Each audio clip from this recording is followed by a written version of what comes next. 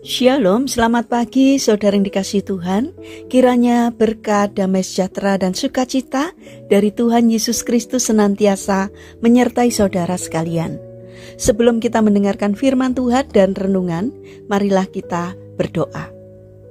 Tuhan Allah Bapa yang baik, kami sungguh bersyukur atas kebaikan dan kemurahan-Mu, karena Engkau Tuhan yang selalu melindungi dan memberikan pertolongan dalam kehidupan kami. Jika sebentar kami akan mendengarkan firman-Mu, kami memohon pertolongan Roh Kudus-Mu untuk mengurapi kami, supaya kami dapat mengerti dan memahami apa yang Tuhan sampaikan kepada kami. Dan biarlah firman-Mu selalu membimbing kami di dalam kami menjalani kehidupan ini. Terima kasih Tuhan, di dalam nama Tuhan Yesus Kristus kami memohon dan berdoa. Amin.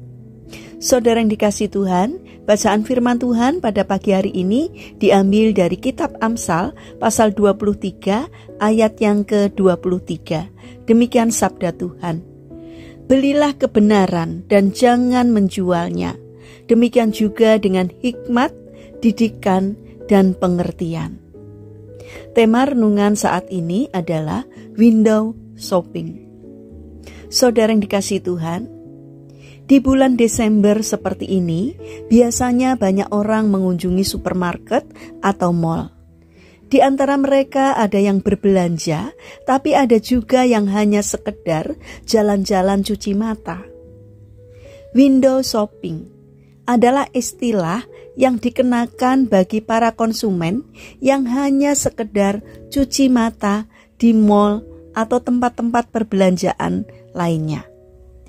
Istilah ini diartikan sebagai kegiatan melihat-lihat barang yang ditampilkan di jendela atau etalase toko tanpa berniat untuk membelinya.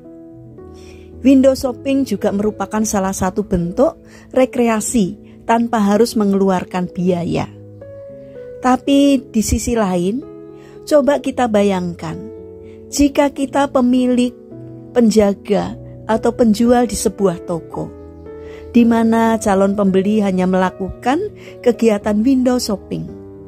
Apalagi orang tersebut banyak bertanya, namun tidak membeli sama sekali. Mungkin hal itu akan membuat kita jengkel atau kesal. Saudara yang dikasihi Tuhan, bila menyangkut perkara rohani, sebaliknya kita tidak mempraktekkan kegiatan window shopping seperti ini. Janganlah kita hanya window shopping di gereja tanpa membeli kebenaran. Walaupun ada juga pengikut Yesus yang sekedar datang ke gereja, melihat-lihat atau mendengar khotbah saja tanpa menjadi pelaku firman. Namun janganlah kita ikut berlaku demikian. Raja Salomo mengatakan di dalam kitab Amsal pasal 23 ayat 23. Belilah kebenaran dan jangan menjualnya. Demikian pula dengan hikmat, didikan, dan pengertian. Ada harga yang harus dibayar ketika kita sungguh-sungguh menjadi pengikut Tuhan. Namun lebih baik membeli daripada menjualnya. Saudara yang terkasih, bila kita diperhadapkan dengan pilihan atau keadaan yang bisa membuat kita kompromi, menjual atau menggadaikan iman dan kebenaran, tetaplah berdiri teguh dan kuatkan iman. Jangan biarkan karena keinginan atau persoalan hidup membuat kita menjual iman dan kebenaran. Karena itu, kita harus menghidupkan iman kita dengan cara berdoa, beribadah, membaca firman, dan berusaha untuk menjadi pelaku firman. Jangan menjual iman dengan hal yang sia-sia.